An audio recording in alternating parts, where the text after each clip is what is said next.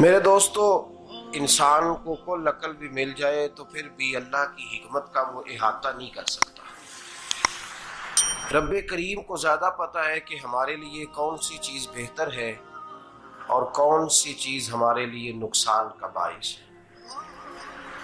اللہ تبارک و تعالی کی حکمت یہ چاہتی ہے کہ میرے بندے پریشان نہ ہوں۔ رب یہ چاہتا ہے کہ میرے بندے کسی جگہ پہ بھی دقت اور پریشانی کا شکار نہ ہو، تو اللہ تبارک و تعالی نے راہ اعتدال اختیار کرنے کا حکم ارشاد فرمایا کہ تم اعتدال کے رستوں پہ چلو، معتدل زندگی گزارو، افراط و تفریط سے بچو۔ آج جس معاشرے میں ہم وقت گزار رہے ہیں، اس معاشرے میں ہم اس بات کو سمجھنے سے قاصر ہیں کہ اصل ہمارا مسئلہ کیا ہے۔ ہمارا اصل جو مسئلہ ہے اس کی شناخت ہمیں کیسے ہوگی اور ہم پھر اس تک رسائی کس انداز میں حاصل کر پائیں۔ ہم ہمیشہ اپنی آمدن بڑھانے کے چکر میں رہتے ہیں، ایک کام اور شروع کر لیں، پارٹ ٹائم جاب شروع کر لیں، کوئی سائیڈ بزنس اس کا آغاز کر لیں۔ ہماری جو دوڑ لگی ہوئی ہے وہ لگی ہے کام بڑھانے میں، آمدن بڑھانے میں، حالانکہ اسلام ہمیں یہ کہتا ہے کہ تو آمدن بڑھانے کے چکر میں نہ پڑ، اصل بات یہ ہے کہ تو اپنے خرچے کنٹرول کر۔ تنگ انسان وہ نہیں ہوتا جس کی آمدن تھوڑی ہوتی ہے، یہ توجہ کیجیے گا میری بات، یہ قیمتی بات ہے اور گفتگو ساری کا لب لباب ہے۔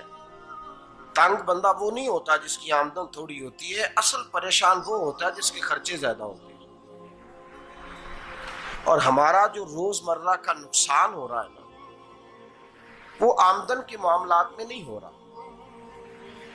بنیادی نقص جو واقعہ ہو رہا ہے وہ یہ ہے کہ ہمارے اخراجات زیادہ ہیں، اور وہ اخراجات کسی اور نے نہیں بڑھائے، وہ خرچے ہم نے خود بڑھا لیے ہیں اور اب ہمیں اس کا نقصان بھگتنا پڑ رہا ہے۔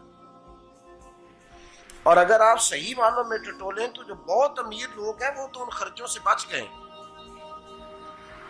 میں نے بہت سارے ایسے ختمات میں شرکت کی ہے، میں بہت ساری ایسی جگہوں پہ گیا ہوں کہ جہاں لوگوں نے بڑا مختصر سا ختم دلایا ہے تو ہو گیا ہے ختم۔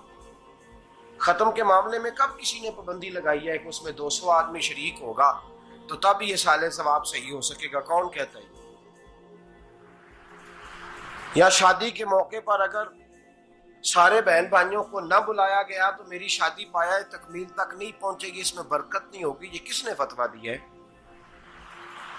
معتدل زندگی کا اسلام حکم دیتا ہے۔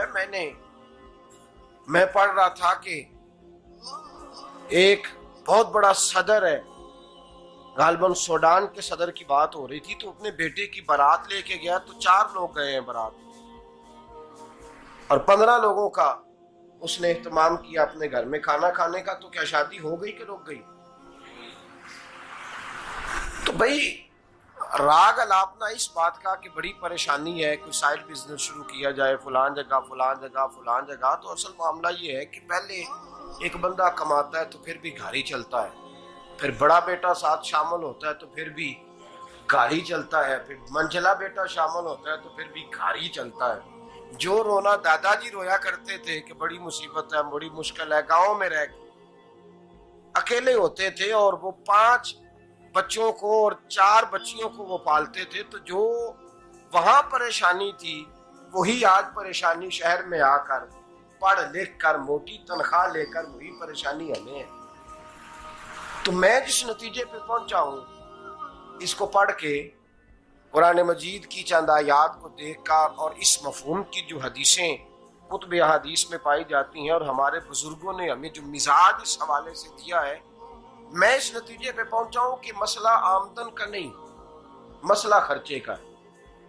ہمارے خرچے بنیادی طور پر زیادہ، اور اگر پھر ہم زیادہ بوجھ خواتین پہ ڈالتے ہیں کہ وہ مطالبے زیادہ کرتی ہیں، اور اگر آپ مجھ سے پوچھیں تو خواتین کی بھی اگر کسی جگہ کوئی عادت خراب ہوتی ہے تو اس میں اصل کردار اس کا ہوتا ہے جو وہ عادت خراب تو کیوں اپنے گلے سے اتار کے آپ کسی کے گلے میں بات ڈالنے کے چکر میں ہیں؟ وہ خواتین کی طبیعت نہیں ایسی ہے. اصل بات یہ ہے کہ ہم نے عادت ڈالی ہے، ہم نے یہ مزاج ان کو دیا ہے تو ان کا بنا ہے، نہ کیسے بن سکتا. تو اعتدال جب تک زندگی میں نہیں ہوتا، پانی پیاس بجھاتا ہے لیکن ایک گلاس ہی ہو تو پیاس بجھاتا ہے، بالٹی کو منہ کو لگائے گا تو کپڑے بھگو دے گا اس کے. حالانکہ پانی بری چیز کا نام نعمت ہے نا بہت بڑی اللہ کی، لیکن پیالے میں ہی اچھا لگتا ہے. کوئی مٹکا منہ کو لگائے گا تو تانگ ہوگا، پیالہ ہی بہتر ہے اس کے لیے. تو میرے دوست، مٹکے سے بھی بعض اوقات کام چل جاتا ہے، لیکن اگر کوئی کہے نہیں مجھے دریا ہی چاہیے تو اس کا تو گھر بہ جائے گا، سارا گھر بہ جائے گا اس کا. ہمیں دریا قابو کرنے کا موڈ بنایا ہوا ہے تو اس سے گھر بہا کرتے ہیں، اس سے گھر بنا نہیں کرتے. گھر پیالے سے پانی پینے سے بنتا ہے. اگر تو دریا پہ قبضہ کرنے کا موڈ بنائے گا تو گھر بنے گا نہیں، گھر بہ جائے گا. آگ نہ ہو تو کھانا پک نہیں سکتا، لیکن ہلکی آنچ سے کھانا پکتا ہے. اور اگر آنچ تیز کر دی جائے تو جی قرینے قیاس بات کر رہا ہوں، میں عقل سے ماورا نہیں کر رہا. قرینے قیاس سمجھانے کے لیے مثالیں دے رہا ہوں. ہلکی آنچ پہ کھانا پک جاتا ہے اور آگ تیز ہو تو کھانا جل جاتا ہے. تو کھانا اتنی دیر کھانے کے قابل رہتا ہے جب تک وہ ہلکی آنچ پہ پکتا ہے. تو جتنی مرضی تو کہتا ہے نہیں میرا گزارے نہیں، آگ تیز ہونی چاہیے، تو میاں جل جائے گا، جل جائے گا. ہوا نہ ملے تو سانس نہیں آتی، ٹھیک ہے؟ آکسیجن نہ ہو تو سانس ہے، ہوا نہ چلے تو گزارا نہیں ہوتا. لیکن اگر تیز جلے نا، اگر تیز جلے تو تیز چلے تو آندھی اور طوفان بن جائے تو چھتیں گرا دیتی ہے، جانیں لے لیتی ہے. ہم ہیں طوفان کے چکر میں، ہم ہیں دریا کے چکر میں، ہم ہیں بڑے لاؤ کے چکر میں. تو میاں ہلکی آنچ ہی اچھی ہے، یاد رکھ. اور ایک گلاس پانی کا اعتدال سے ملتا رہے تو وہی ملتا رہے، ضرورت کے وقت وہی بہتر ہے. تو پورے دریا پہ قبضہ کرنے کا پروگرام نہ بنا، تانگ ہو جائے گا. اور میرے عزیز یاد رکھ، ہوا سانس لینے کے مطابق ملے تو وہی اچھی ہے، جو سانس بند کرنے پہ آ جائے وہ ہوا اچھی. ہم نے چکر چلا لیا ہے کہ زیادہ پیسہ، راتوں رات پیسہ، لمبا پیسہ، یہ پلاٹ بھی میرا، وہ پلاٹ بھی میرا، گجرانوالا بھی، گجرات بھی، لالا موسیٰ کھاری اور پنڈی تک جہاں میں جاؤں میرے نام کی تختیاں لگی ہوئی ہونی چاہیے.